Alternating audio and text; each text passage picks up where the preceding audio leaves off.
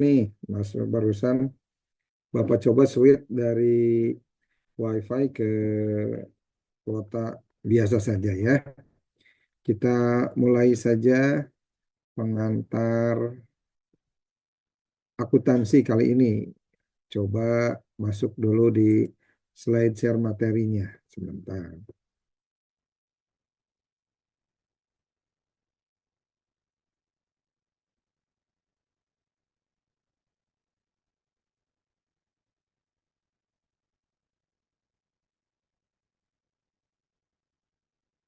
Ini masuk nggak? Kelihatan nggak tampilannya? Kelihatan, Ada Pak. Pak, ada, Udah mulai kelihatan ya? ada. Ya, Ada, Pak. udah mulai. Oke. Bismillahirrahmanirrahim. Kita sama-sama menyimak pembelajaran kita kali ini terkait pengantar akuntansi. Ya, pengantar akuntansi ini merupakan salah satu dari rumpun ilmu ekonomi bicara akuntansi. Ada yang tahu apa yang dimaksud dengan akuntansi atau mendengar akuntansi itu apa? Di antara kalian, Anda yang bisa menjelaskan ada? Saya, Pak. Ya, ya, ya, ya. Siap. Akuntansi adalah proses mencatat atau mengolah atau Ya, menyajikan sebuah data dari suatu keuangan, suatu entita, dari kelompok ke kelompok, atau dari kelompok ke perorangan, atau dari perorangan ke kelompok. Menurut saya, Pak, itu. oke, ya. Ada lain lagi? Ada lain lagi selain mencatat dan tadi ada kaitan dengan informasi antar kelompok, antar pribadi. Hmm, ada? Atau kita langsung saja? Oke, ya. Karena sudah terlambat beberapa saat, kita langsung saja ya. Bicara tentang akuntansi, pada pokoknya akuntansi ini merupakan proses pencatatan. Jadi accounting itu mencatat ya. Kalau misalkan ada rekan Anda dalam rumpun ilmu ekonomi yang sama, misalnya manajemen itu kalau manage itu mengelola dan Anda prodi akuntansi, ini prodi akuntansi semuanya atau prodi apa? Akuntansi semuanya. Akuntansi, Pak. Ini proses pencatatan, pengelompokan. Jadi setelah berbagai aktivitas keuangan itu dicatat, nanti pada gilirannya catatan-catatan itu akan dikelompokkan. Untuk apa dikelompokkan?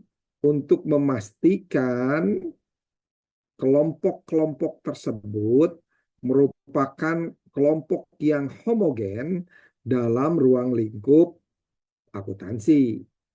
Misalkan berbicara biaya, biaya transportasi. Nah, kelompoknya kelompok biaya transportasi, biaya alat apa perkantoran dan lain-lain.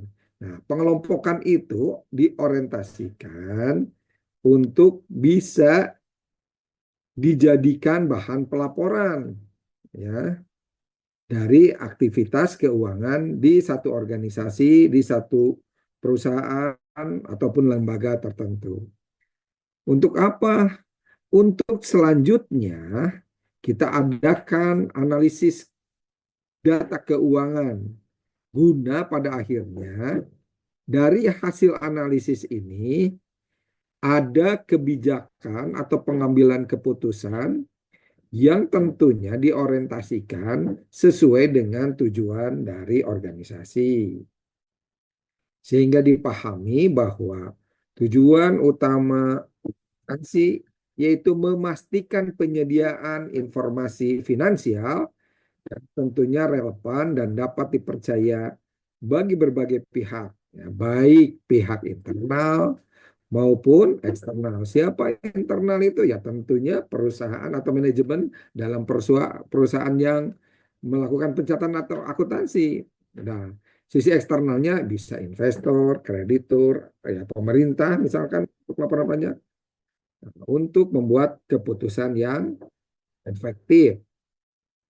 Nah, selanjutnya, bagaimana pendapat para ahli? Ya, tentunya di bidang akuntansi, mengenai akuntansi ini.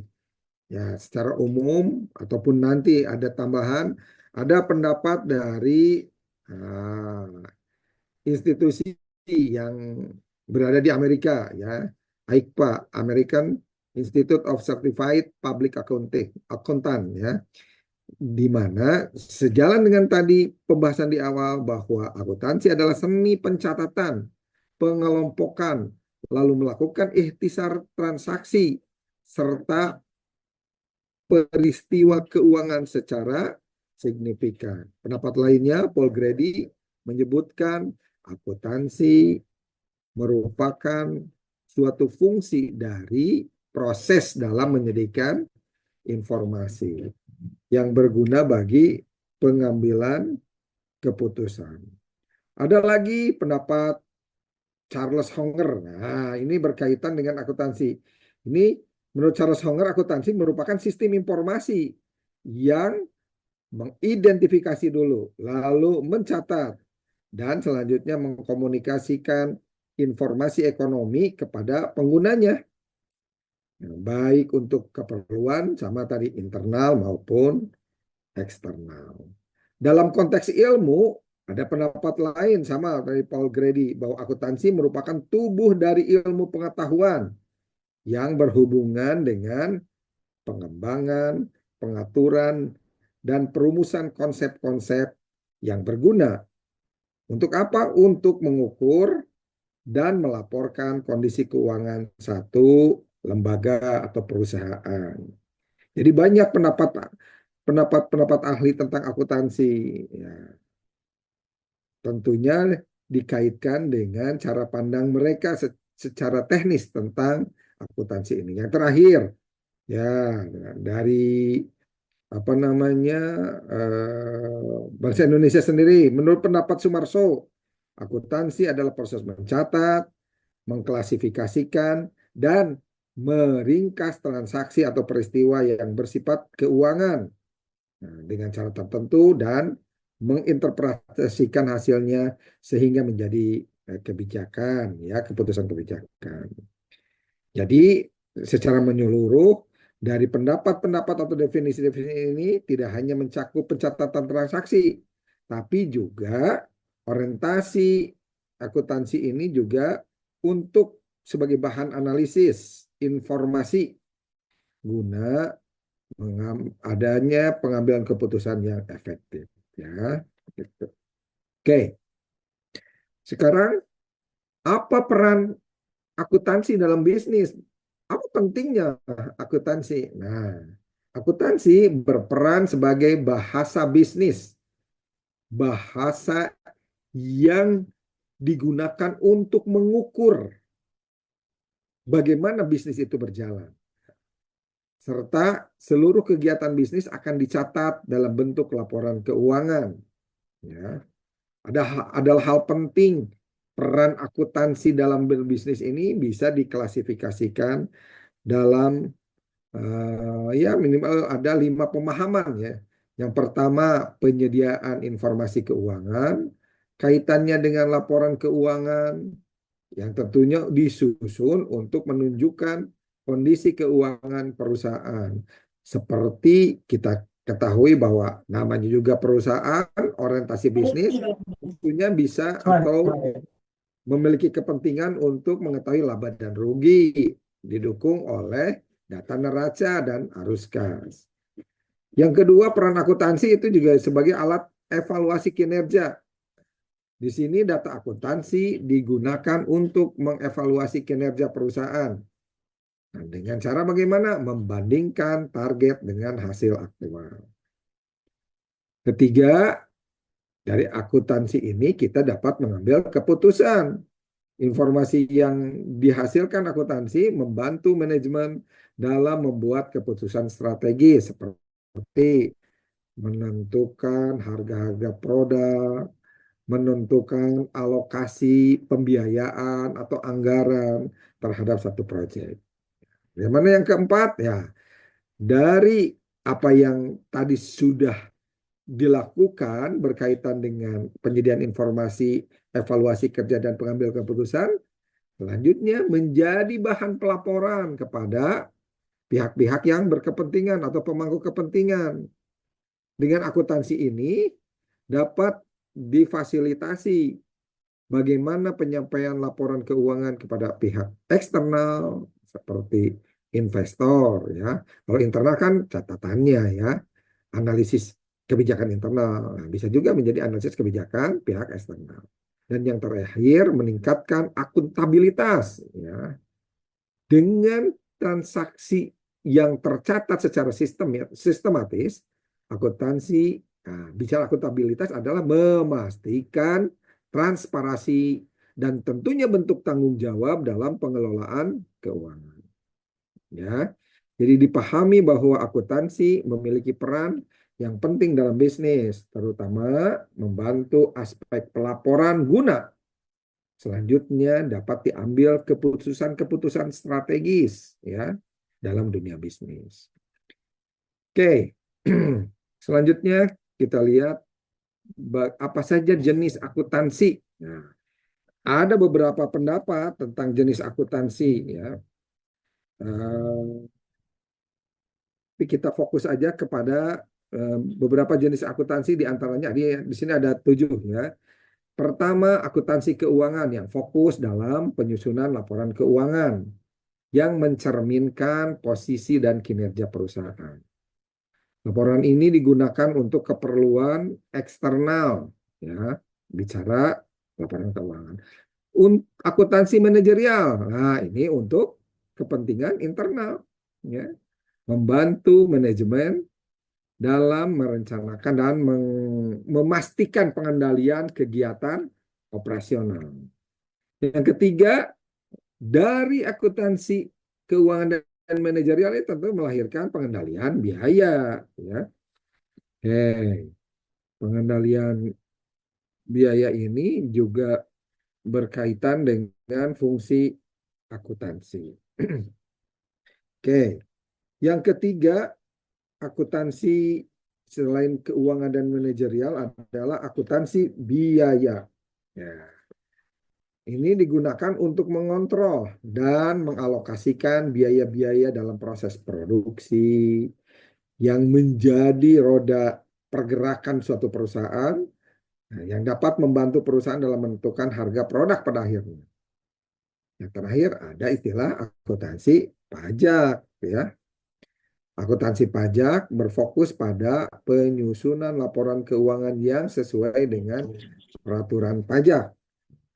Tadi dari akuntansi keuangan sebagai bentuk laporan, akuntansi manajerial sebagai bentuk atau fungsi manajerial dalam mengelola dan merencanakan serta mengendalikan perusahaan. Yang ketiga, biayanya, dan yang terakhir berkaitan dengan pajak yang merupakan kepentingan pihak pemerintah memastikan pajak. Nah, akuntansi memiliki berbagai jenis dan masing-masing fokus tentunya di berbagai tipe bisnis. Ya, di samping keuangan yang sama istilahnya, ada istilah akuntansi manajemen, lalu juga akuntansi biaya sama akuntansi pajak, ada akuntansi forensik. Ini tujuan untuk mengidentifikasi beberapa kasus penipuan atau ya katakan fraud ya, penyalahgunaan. Ada akuntansi kepemerintahan yang tentunya objektivitasnya berkaitan dengan kebijakan-kebijakan pemerintah yang bersisian dengan sektor publik. Ya. Lalu ada juga akuntansi perbankan. Ini spesifik untuk bidang perbankan. Lalu ada juga akuntansi lingkungan yang mengukur dan melaporkan dampak dari aktivitas bisnis terhadap lingkungan. Ada istilah lain juga berkaitan dengan akuntansi sumber daya manusia. Nah, ini fokusnya pada nilai ekonomi dari sumber daya manusia. Ya. Biasanya akuntansi ini mencakup perhitungan biaya rekrutmen, pelatihan, ataupun biaya-biaya lain yang menyangkut sumber daya manusia. Yang terakhir ada akuntansi internasional nih. Ini digunakan oleh perusahaan yang biasanya bergerak secara multinasional di berbagai negara. Ya. Oke. Dari semua jenis akuntansi ini, ya, orientasinya adalah membantu perusahaan dalam memenuhi atau menangani berbagai kebutuhan, baik khusus maupun umum, terkait pelaporan finansial. Oke, ya, itu jenis akuntansi. Ada yang mau ditanyakan atau kita langsung lanjutkan dulu? Halo, menyimak semua? Menyimak, Pak. Ya, lanjutkan saja dulu. Atau ada yang mau ditanyakan dulu? Lanjut aja ya. Oke, selanjutnya kita lihat bagaimana prinsip-prinsip dasar akuntansi menjadi pedoman dalam pelaksanaan akuntansi itu sendiri. Nah, ini kesemuanya prinsip-prinsip ini untuk memastikan agar laporan keuangan disajikan dan menjadi andalan serta bersifat konsisten guna tadi memastikan pengambilan keputusan yang efektif. Ya, akuntansi didasarkan atas beberapa prinsip. Ya, ada beberapa pendapat, tetapi kita rangkum saja dalam kesempatan ini dalam 5 prinsip dasar akuntansi. Yang pertama, prinsip entitas ekonomi. Ini memisahkan transaksi perusahaan dengan pemiliknya. Jadi, entitas akuntansi membunyikan, menceritakan kepastian mana transaksi perusahaan yang dilakukan bersama dengan pemiliknya. Lalu prinsip biaya historis, ya, mencatat transaksi berdasarkan biaya saat transaksi terjadi. Prinsip konsistensi, menggunakan metode akuntansi yang sama dari waktu ke waktu. Ini dikaitkan dengan ketepatan analisis akuntansi dan keakuratan catatan akuntansi. Selanjutnya, prinsip keempat adalah prinsip pengakuan pendapatan. Nah, pendapatan diakui saat diperoleh, bukan saat diterima. Halo, ada yang mau nanya ini? Halo? Ya, di off-kan dulu ya suaranya. Oke, selanjutnya prinsip materialitas ya.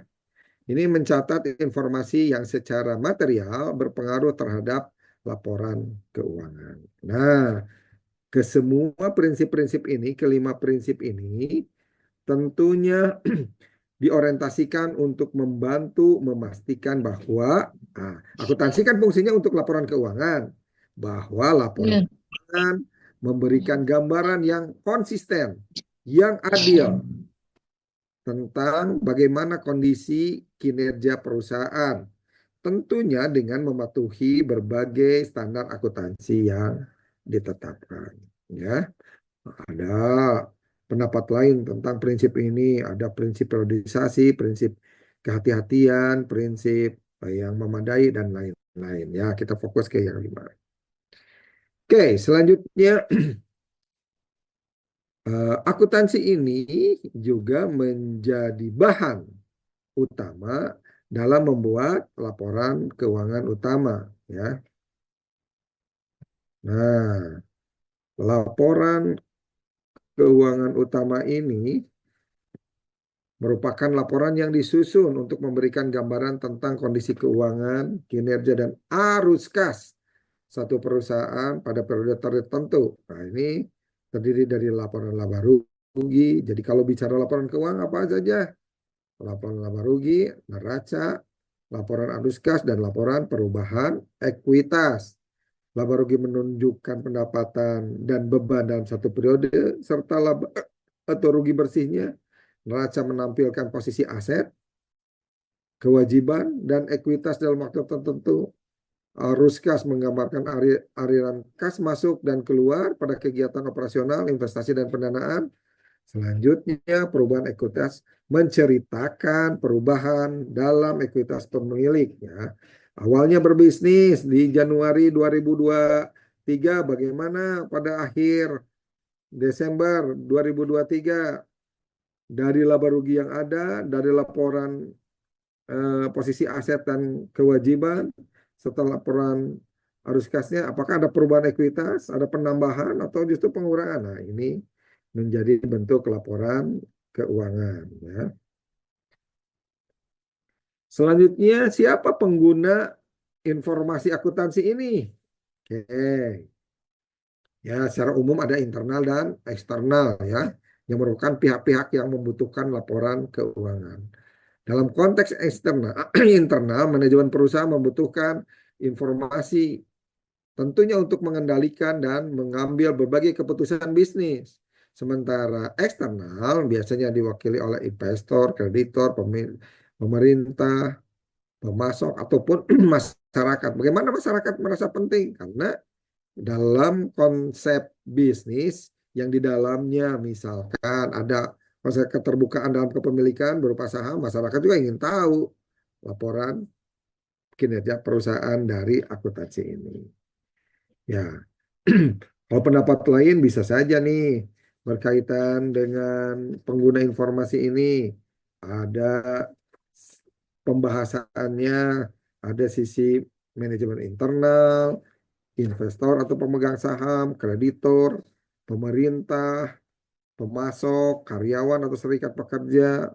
Jangan sampai mereka bekerja terus dan tidak mendapatkan peningkatan kesejahteraan karena tidak tahu perusahaan ini dilaporkan bisnisnya untung atau rugi. Nah, pengguna lainnya adalah masyarakat atau publik secara umum. Ya. Oke, selanjutnya bicara tentang etika ya dalam akuntansi. Etika dalam akuntansi merupakan pedoman yang harus diikuti ya untuk melaksanakan tugasnya. Prinsip etika seperti integritas, objektivitas, profesionalisme ini menjadi sangat penting menjaga kepercayaan umum ya masyarakat terhadap profesi akuntansi. Tentunya dalam etika ini dalam akuntansi dijadikan sebagai prinsip dan standar moral untuk mengarahkan perilaku akuntan dalam menjalankan profesinya ya. Ini menjadi penting dalam penyajian informasi keuangan. Oke. Jadi dari pembahasan kita kali ini diawali dengan definisi ataupun juga pendapat ahli, peran akuntansi dan jenis-jenis akuntansi, diikuti dengan prinsip akuntansi serta laporan keuangan utama dan pengguna informasi. Etika akuntansi inilah yang penting yang berperan dalam menyajikan informasi keuangan secara utuh ya. Jadi disimpulkan bahwa dengan etika akuntansi ini kita akan membangun atau para akuntan membangun kejujuran dan transparansi sehingga secara terbuka dilihat bagaimana sajian informasi ini apakah merugikan ataupun ada manipulasi. Nah, sehingga dibutuhkan juga prinsip-prinsip dalam etika itu berupa objektivitas ya, menjaga kerahasiaan dan kehati-hatian guna memastikan keputusannya profesional. Karena dampak dari laporan keuangan ini tidak hanya menyangkut kepentingan internal, dia menyangkut kepentingan eksternal. Jangan lupa berkaitan dengan kepatuhan dan standar akuntansi ya. Baik prinsip akuntansi berterima umum atau PABU disalahkan ataupun secara internasional ada standar pelaporan keuangan internasional. Dan yang terakhir tentunya bicara etika akan berhubungan erat dengan tanggung jawab profesi. Ya. Sehingga dari pertemuan pengantar akuntansi kali ini, kita pahami bahwa akuntansi merupakan fondasi penting bagi pengelolaan bisnis yang efisien dengan menyediakan informasi keuangan yang akurat yang tentunya dapat diandalkan sehingga dapat menjalankan perusahaan dapat menjalankan operasinya secara efektif, dapat membuat keputusan strategisnya dengan tepat dan paling penting adalah bagaimana mempertahankan keterbukaan atau ketransparansian bagi para pemangku kepentingan. Oke, ya. Demikian pembelajaran kita kali ini terkait pengantar akuntansi pertama ya, pendahuluannya ya.